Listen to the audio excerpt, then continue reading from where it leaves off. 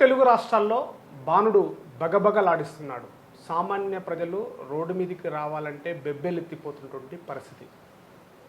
గతంలో కంటే ఈ యొక్క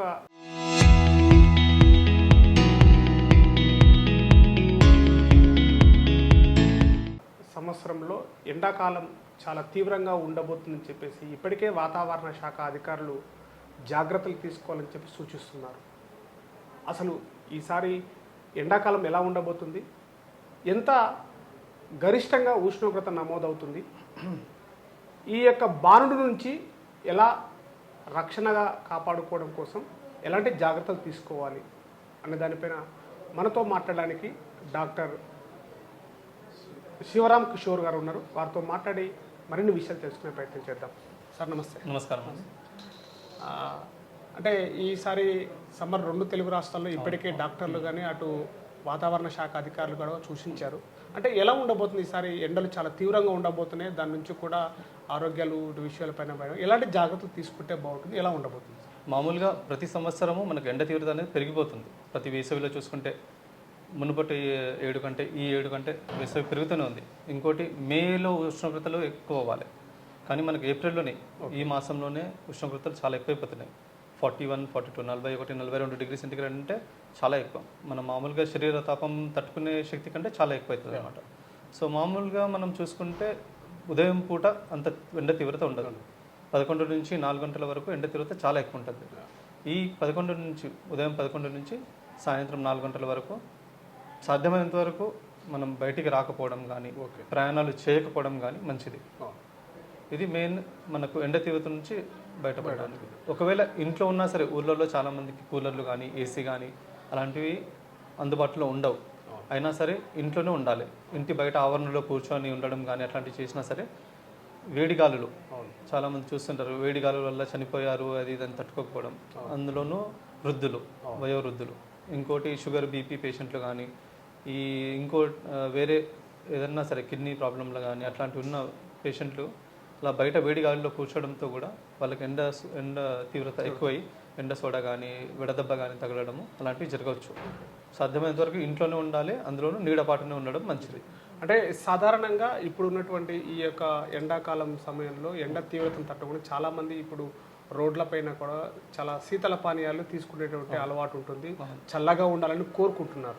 సో అంటే వీటిపైన కూడా మనకి ఎండ తగ్గించడానికి అవకాశం ఉంటుందా? ఆరోగ్యం కాపాడుకోవడం విషయంలో కూడా శీతల పానీయాలు అంటే మనకు కూల్ డ్రింక్స్ ఇవి వేరే చాలా బ్రాండ్స్ అవైలబుల్ ఉన్నాయి. అవి అవాయిడ్ చేయడం మంచిది. కొబ్బరి నీళ్లు తాగడం కానీ, ఓఆర్ఎస్ నీళ్లు తాగడం కానీ, మనకు మామూలుగా ఊర్లలో దొరికే తైదంబలి అది చాలు. అందులో కొంచెం పెరుగు కానీ మజ్జిగ కానీ వేసుకొని మనతో పాటు ఒకవేళ సరే ఇప్పుడు ఎండ తీవ్రత తట్టుకోవడానికి కావాలి, ఏదైనా పని ఉంది బయటికి వెళ్తున్నాము దాన్ని తట్టుకోవడానికి కావాలంటేనేమో తైదంబలి తాగడం మంచిది. తైదంబలి దానిలో ఇంత మజ్జిగ వేసుకొని తాగడం మంచిది. మనతో పాటు తీసుకెళ్ళొచ్చు, ఒక బాటిల్లో కానీ ఎంతలో పెట్టుకొని తీసుకెళ్ళొచ్చు. సాధ్యమైనంత కొబ్బరి నీళ్ళు తాగడము బెస్ట్. ఏంటంటే చీప్ అండ్ బెస్ట్ మనకు ఉన్న దాంట్లో ఏంటంటే ఎలాగో గవర్నమెంట్ నుంచి ఎలక్ట్రాల్ పౌడర్ని ఇస్తారు. మన ఎవరీ ప్రాథమిక ఆరోగ్య కేంద్రంలో అవైలబుల్ ఉంటుంది. ఒక శాషెట్, పెద్ద శాషెట్ ఉంటుంది పొడి. ఆ పొడి నీళ్ళల్లో కలుపుకొని 1 లీటర్ నీళ్ళల్లో, ఒకవేళ మనకు అవసరం లేకపోయినా సరే డైలీ 1 లీటర్ ఓఆర్ఎస్ నీళ్లు తాగడంతో చాలా మంచిది. ఎందుకంటే లవణాలు అనేది మనకు తెలియకుండా శరీరంలోంచి చెమట ద్వారా బయటికి వెళ్ళిపోతుంది. సోడియం కానీ పొటాషియం కానీ అవి తగ్గడంతోనే మెయిన్గా తీవ్రత అనేది పెరుగుతుంది. అందువల్ల దాని ఉపశమనం కోసం ఈ శీతల పానీయాలు అంటే మనకు కూల్ డ్రింక్స్ అది అవాయిడ్ చేసేసి కొబ్బరి నీళ్ళు కానీ ఓఆర్ఎస్ నీళ్ళు కానీ మజ్జిగ కానీ తీసుకోవడం చాలా మంచిది.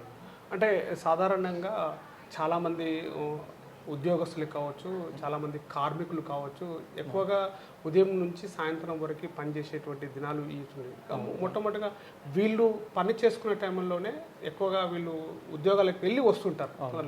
కానీ ఇలాంటి వాళ్ళకి ఎక్కువగా టూర్లు కూడా ఎక్కువగా జర్నీ చేయడానికి యాత్రల కోసం వెళ్తుంటారు. దీన్ని ఎట్లా జాగ్రత్తలు తీసుకుంటూ యాత్రలు పూర్తి చేయాలి? దీనిపైన ప్రభుత్వము మనకు ఈ హాలిడేస్ ఇచ్చేది ఇంట్లో పిల్లలతో జాగ్రత్త గడపడానికి ఇస్తారు. కానీ చాలామంది ఏం చేస్తారంటే ఈ టైంలోనే అరే సమయం దొరికింది కదా, పిల్లలకు సెలవులు ఉన్నాయి, మనకు సెలవులు ఉన్నాయి, బయటికి వెళ్దాము, కొద్దిసేపు మనం కూడా ఎంజాయ్ చేద్దాము, అందరు ఎంజాయ్ చేస్తున్నారు అనే ఒక ధోరణితో ఉంటారు. దాన్ని అవాయిడ్ చేయడం మంచిది. ఈ టైంలో ఎటువంటి ట్రిప్స్ కానీ బయటికి వెళ్ళడం కానీ చేయకూడదు. సాధ్యమైనంత వరకు ఫ్యామిలీ టైం పిల్లలతో గడపడం కానీ ఇంట్లోనే ఉండడం మంచిది. మీకు కుదిరినప్పుడు తర్వాత ఎప్పుడైనా అంటే ఇప్పుడు వాతావరణం సహకరించదు కాబట్టి ఖచ్చితంగా మనం ఇంట్లోనే ఉండాల్సిందే. వాతావరణం సహకరించినప్పుడు మన ఆరోగ్యం మంచిగా ఉన్నప్పుడు ఏమన్నా ట్రిప్స్ అన్నా వేసుకోవచ్చు, అలా ఉంటుంది. అంటే ఎక్కువగా ఈ ఎండాకాలం సమయంలో ఇంతగా ఈ గతంలో కంటే కూడా ఈసారి కూడా ఎక్కువగా నమోదయ్యేటువంటి అవకాశం కూడా కనబడుతుంది అని చెప్తున్నారు. ఇప్పటికే మీరు చెప్పినట్లుగా ఉదయం 7:30, 8 కాగానే ఎండ తీవ్రత పెరిగిపోతుంది. ఒక్కసారిగా శరీరం కూడా చెమటలతో కూడిపోయి అసలు ఎక్కువ దూరం కూడా ప్రయాణం చేయలేకపోతున్నారు.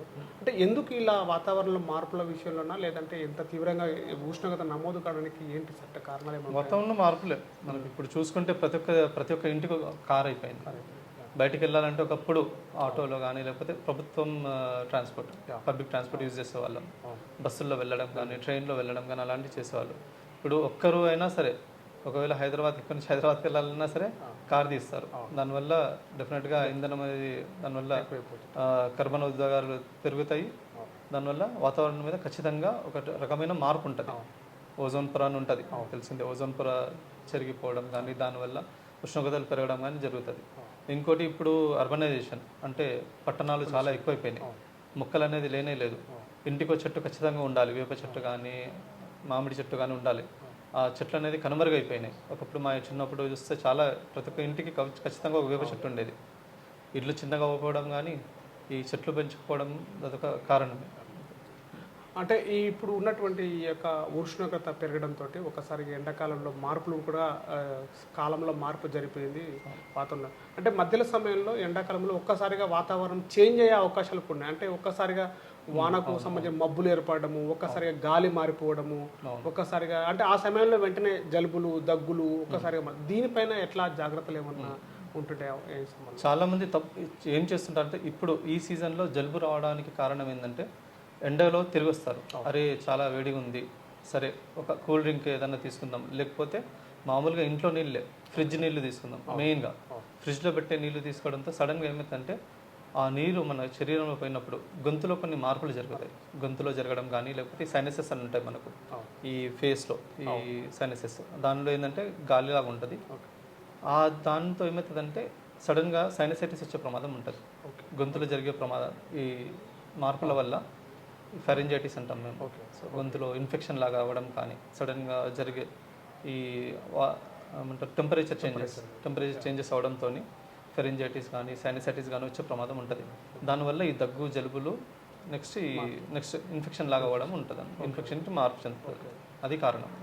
అంటే సాధారణంగా ఈ ఎండాకాలంలో ఇంత ఎండ తీవ్రత రావడము, తర్వాత ఏజ్ అయిపోయిన వాళ్ళు సాధారణంగా బిలో ఉన్నటువంటి అంటే 8 years బిలో చాలామంది మనలో శక్తి తగ్గిపోతుంటుంది.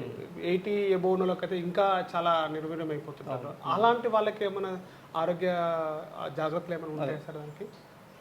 80 ఏళ్ళని కాదు, 60 ఏళ్ళు మీద పడిన వాళ్ళు వయోవృద్ధుల కిందికి వస్తారు. కాబట్టి వృద్ధులు బయటికి వెళ్ళకపోవడం మంచిది.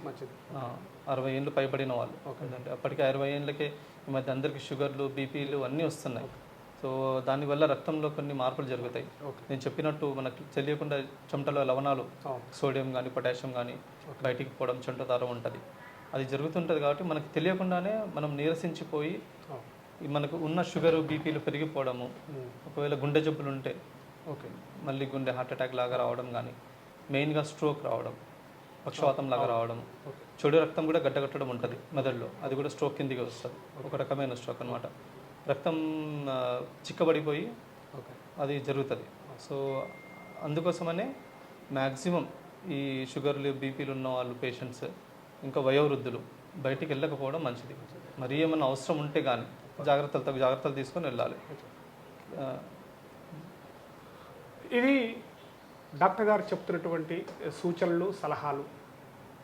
ఈ బాణుడి బగబగ ఎండలో వస్తున్నటువంటి సందర్భంలో అటు చిన్నపిల్లల నుంచి మొదలుకొని వయోవృద్ధుల వరకు కూడా తగు జాగ్రత్తలు తీసుకుంటే ఆరోగ్యం నుంచి మనం కాపాడుకునే అవకాశం ఉంటుందని చెప్తున్నారు. ముఖ్యంగా ఈ యొక్క ఎండాకాలం సమయంలో చాలామంది కుటుంబాలు ఫ్యామిలీస్ కోసం అని చెప్పేసి తీర్థయాత్రలు చేసేటువంటి అలవాటుగా చేసుకుంటారు.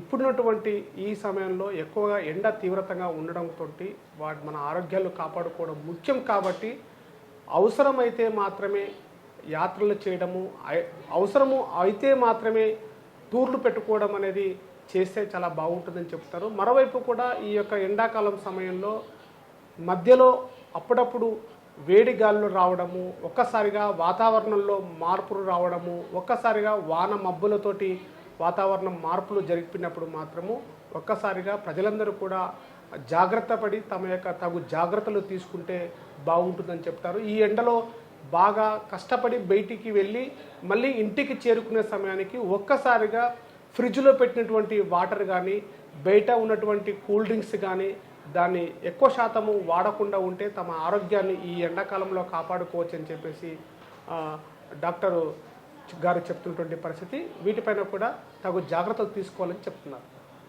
కెమెరా పర్సన్ నర్సింగ్తో శివాజీ, RTV, మహబూబ్ నగర్ జిల్లా.